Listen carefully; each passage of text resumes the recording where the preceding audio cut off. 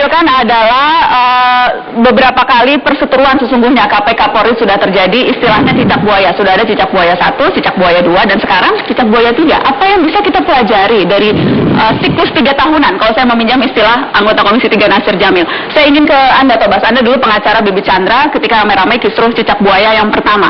Belajar dari kasus itu, apa yang seharusnya bisa kita ambil sekarang? Mencari titik temu. Ya, kita kan harus belajar dari pengalaman.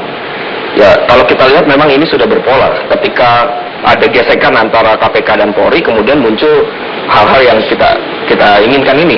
Ya, oleh karena itulah maka apa yang telah terjadi di masa lalu itu kita harus bisa ambil pelajarannya. Waktu itu kan kita membaca bahwa memang ada keinginan untuk mengeluarkan Pak Bibit dan Pak Chandra dari KPK. Apalagi dulu awalnya undang-undang KPK itu ketika menjadi terdakwa dia harus berhenti tetap. Yang akhirnya kita ke MK dan disitulah kita punya kesempatan untuk memutar rekaman Anggodo. Ya. Yang disitu terlihat bahwa memang ada upaya rekayasa. Ya. Nah, oleh karena itulah maka di sini peran Presiden sangat sentral.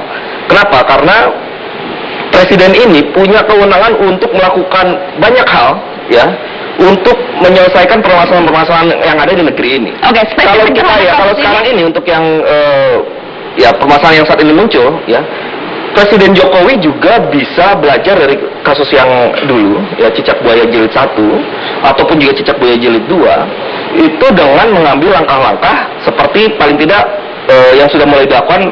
Kemarin memanggil ada tim independen, kemudian meminta masukan juga dari beberapa pihak, akademisi dan sebagainya, untuk mendapatkan informasi yang cukup.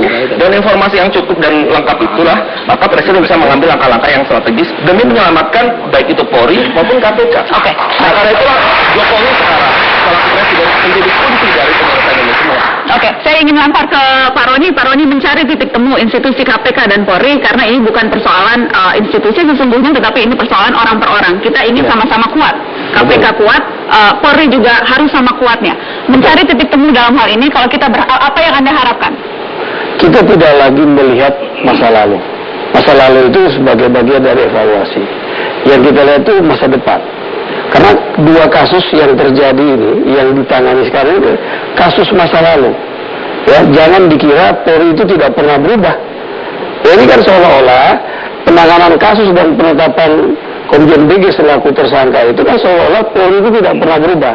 Nah, marilah kita lihat, kita posisikan KPK sebagai pemberantas kasus korupsi seperti apa, ya kan?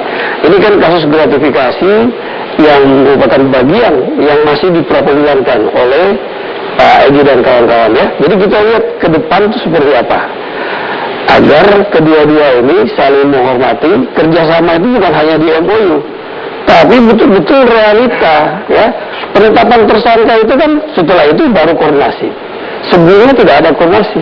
Jadi bagian evaluasi terhadap kejadian masa lalu ini, kemudian kita tatap masa depan. Karena ke depan ini kan masih jauh kita. Bagaimana kita memberantas korupsi itu bukan utama penegakan hukumnya, tapi upaya pencegahannya itu yang lebih diutamakan. Satu pertanyaan untuk Pak Roni.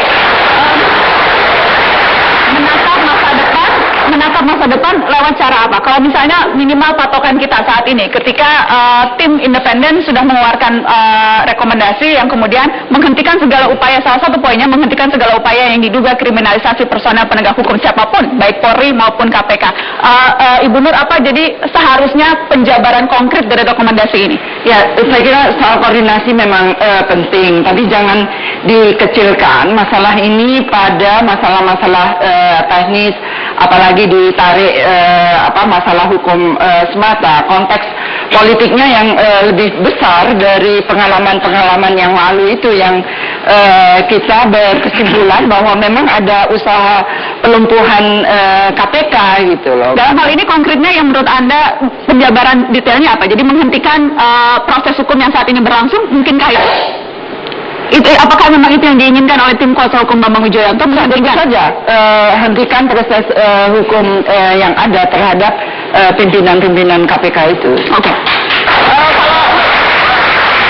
Bang Egy, saya harus kasih kesempatan Anda mencari titik temunya? Kalau tadi upaya kriminalisasi, apakah Anda juga akan menuntut hal yang sama? Ya, dalam perspektif Islam jelas ihdinas siratal mustaqim, ya. Tunjuki jalan yang lurus. Yang mana? Jalan orang-orang terdahulu sebelum kamu.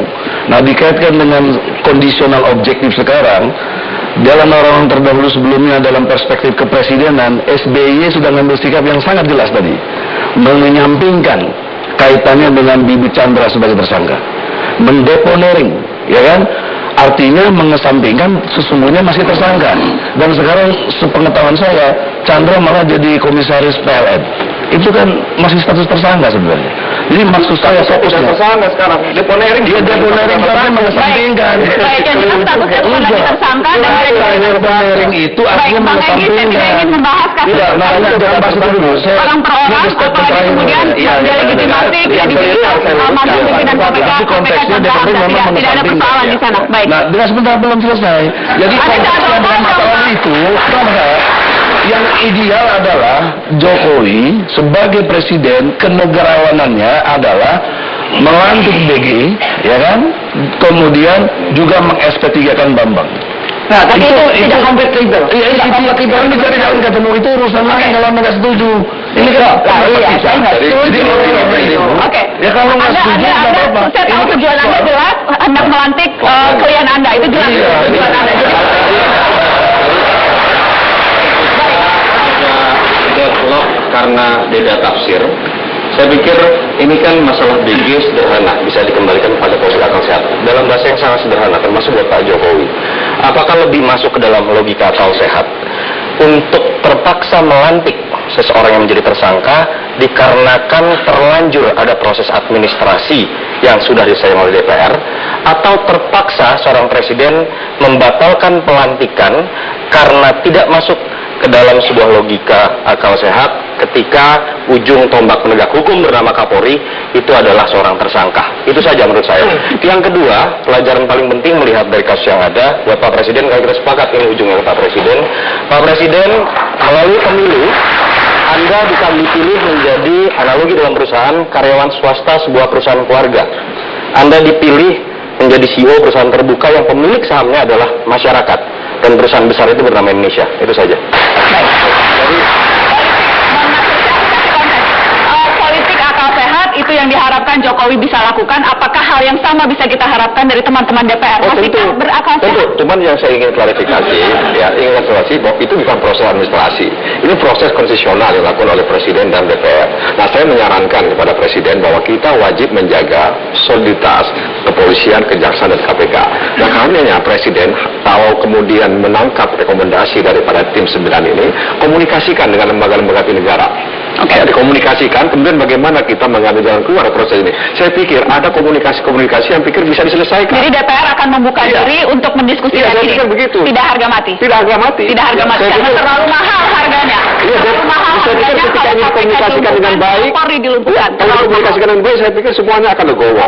Iya kan, yang penting Baik. bagaimana kemaslahatan bangsa dan negara Baik. diutamakan. Baik, sayang sekali waktunya sudah habis. Terima kasih banyak sudah hadir di Mata Najwa malam ini. Save KPK, Save Polri. Sampai jumpa.